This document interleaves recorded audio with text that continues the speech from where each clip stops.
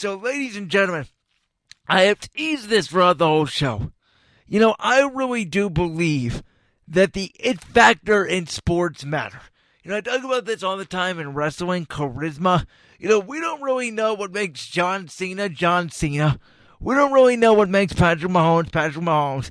We don't really know what makes LeBron, LeBron. There's a lot of guys that, obviously play LeBron style. Luka Doncic is one. I took some heat last week by saying Luka Doncic doesn't draw me to a TV screen because I've seen a lot of Luka Doncic. He's a scorer, he's a rebounder, he's an assister. He's a great player, but he doesn't give me that awe. Like Giannis Antetokounmpo doesn't give me that awe that I have to turn on my TV. To me, I've seen too much of him. There's something about LeBron. There's something that makes LeBron extra special. The passes that I know nobody can make. Luka makes shots I know people can make. I've seen Trae Young before. His name is Steph Curry. I've seen these guys before is my point. I've never seen a guy that looks like Zion Williamson in my life. He's special. I've never seen Patrick Mahomes in my life. He's special. Never seen Tom Brady in my life. He's special.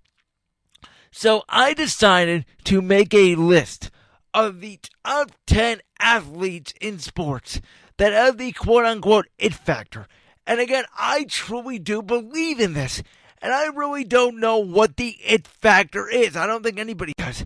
But LeBron, or you look at Zion, or you look at Patrick Mahomes, or you look at Brock Lesnar, and you go, there's something different about them. I mean, we could go all the way back to The Undertaker and Triple H in wrestling. Even in baseball, you look at a guy like Barry Bonds or Babe Ruth, who I believe is the greatest baseball player of all time.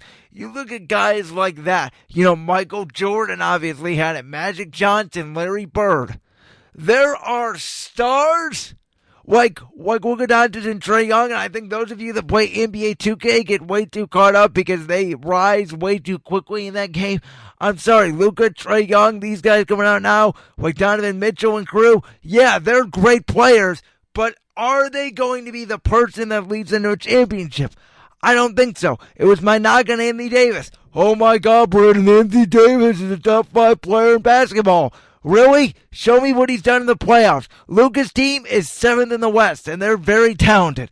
But I would take them over Utah and Houston. They're the 7th seed. I know Russell Westbrook's playing out of his mind right now, but trust me when I say this, he's going to choke in the playoffs, and so is James Harden. They don't have it. Harden's special. He scores a lot of points. Whoop-de-doo. Who cares? It's like a guy that can fly around the ring. Who cares? It's like a guy that hits a lot of home runs. Who cares? Lindor is flashy.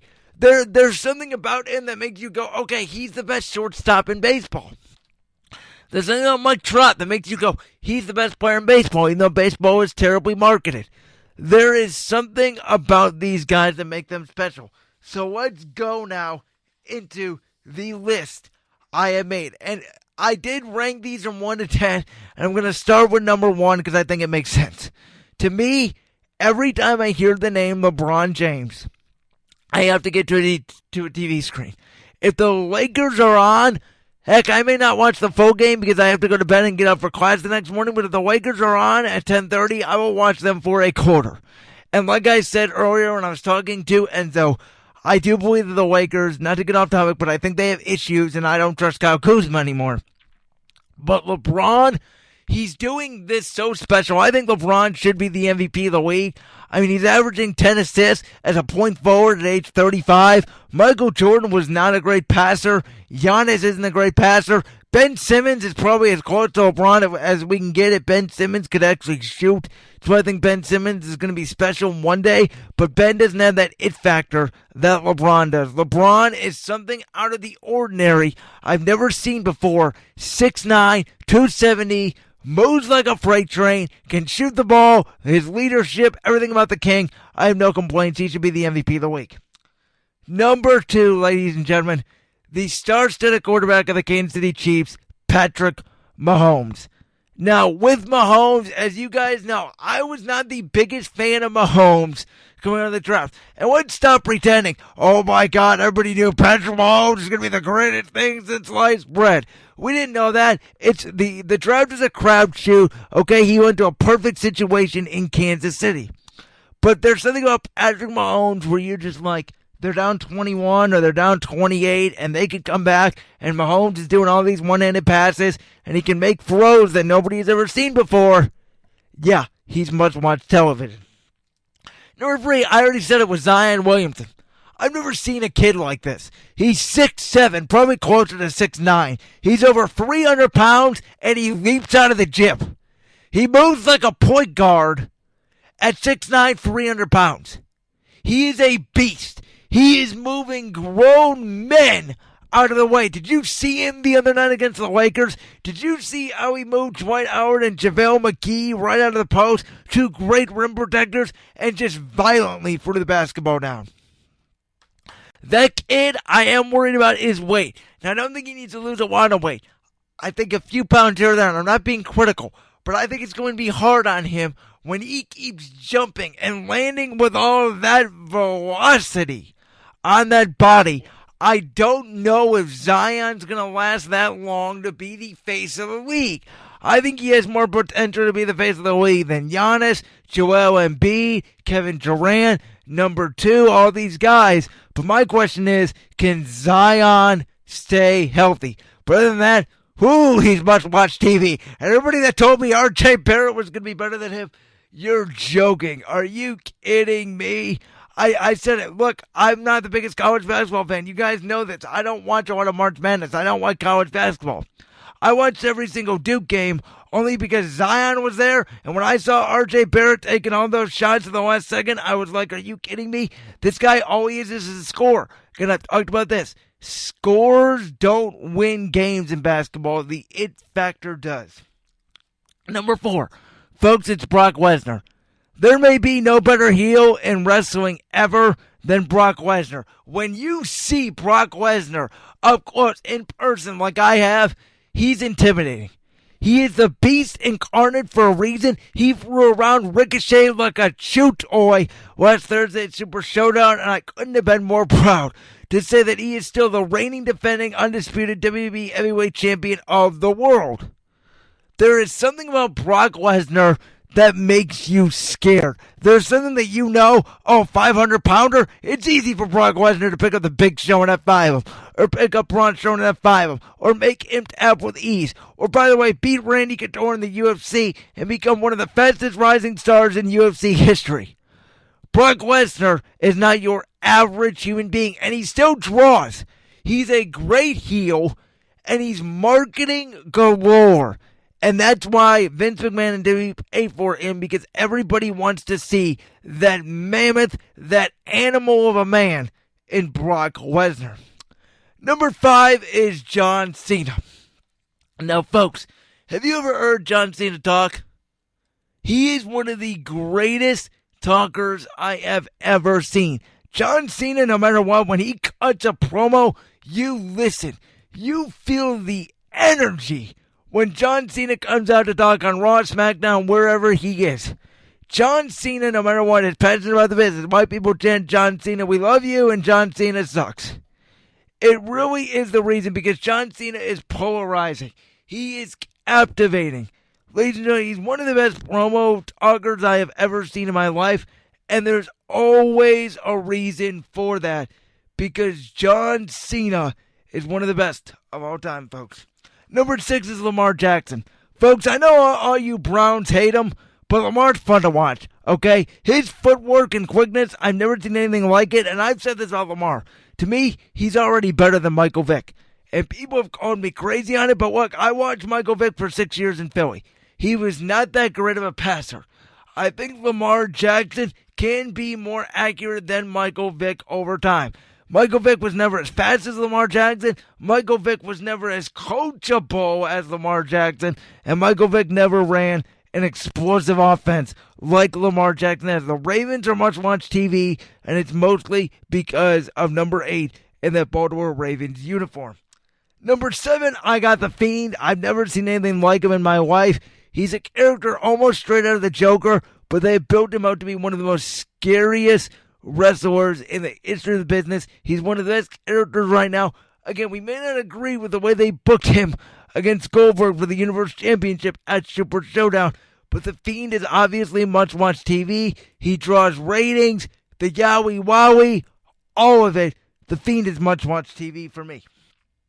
Number 8 is Tom Brady. Maybe this is just nostalgia, but I talked about it earlier in the show. It's one of the reasons why I don't want Brady to leave. To me, Tom Brady is the GOAT. He's the best quarterback ever. And you just love watching him work because their system, and this may be Josh McDaniels, it may not be, but their system is so boom, boom, boom, detailed oriented that Tom Brady is just the way is precision, the way everything about him is so great that I really think New England's a must watch. I think he's a must watch. Wherever he goes, you want to see Tom Brady because he's a superstar. He has something about him. He has the swag. He's got a wife that people really see a wife who's a supermodel. He's got everything about him. He's got the look. He's got the height. He's got everything about him to make him the great quarterback, and he's great on social media. And there's something that people just respect. And again, that's the it factor. Number 9 to me is number 2 of the Los Angeles Clippers, Kawhi Leonard. And the only reason why I say this is because he's interesting. Why? Because like Brock Lesnar, Leonard doesn't talk. He really doesn't talk. He just hoops. We don't know his game plan, and his game's interesting. That's what makes him interesting. And then finally, number 10 is Kevin Durant. Well, Kevin Durant, we all think he's, not one of the top 3 best players in the world anymore for some reason. He's a 7-foot monster that can shoot. To me, he's the second best player in the world next to LeBron when he gets healthy next year. He's a 7-foot monster that can do everything LeBron can do besides pass. That's the only difference. Now, Durant's a good passer. Don't get me wrong, he's a good passer. I don't want this narrative out there of me saying Kevin Durant can't pass the ball. Kevin Durant can pass, but Kevin Durant is not nearly as great of a passer as LeBron, and that's the difference in why LeBron to me is still the best player in the world. Because even though Kevin Durant is a better shooter than LeBron, and even though I like watching the way Kevin Durant plays because we've never seen somebody like him before. Again, you get the theme, never seen somebody like this before. He's long, he's 7 foot, and he shoots like a 6'6" easy foot jump shooter. That's why Kevin Durant is special. And it's not because of his passing, it's because he can score well. Now, Kawhi Leonard can score at will too, but he's a little bit smaller, and what intrigues me about him is he's great on the defensive end, and again, we never really know what we're going to get from him on a night-to-night basis with the load management. Will he even say something about the teammates? His ah-ha-ha laugh, people like that as well. So, to me, these are your 10 top 10 people that have the it factor right now. And again, this is something that we don't know what it is. But it's something about them that when we see them, we get glued to a TV screen. LeBron, Mahomes, Zion, Lesnar, John Cena, Lamar Jackson, The Fiend, Tom Brady, Kawhi Leonard, and Kevin Durant. That is my top 10. And again, you notice there are no baseball players or hockey players on there because those are the 2 worst marketing sports. Nobody would know who Mike Trout is here. I believe he just casually walked down the street.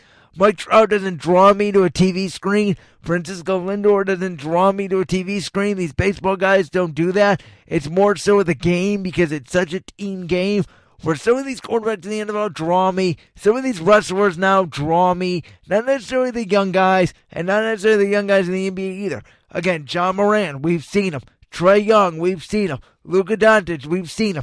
They're all great scorers. They all can shoot threes. Whoop-de-doo. We've never seen something like LeBron. We've never seen something like Kevin Durant. We've never seen something like Kawhi Leonard, and we've never seen something like Zion. So I challenge you guys to do this. Make your own it factor list. See where it lands. Tweet it at me at real_bworld, and let's compare.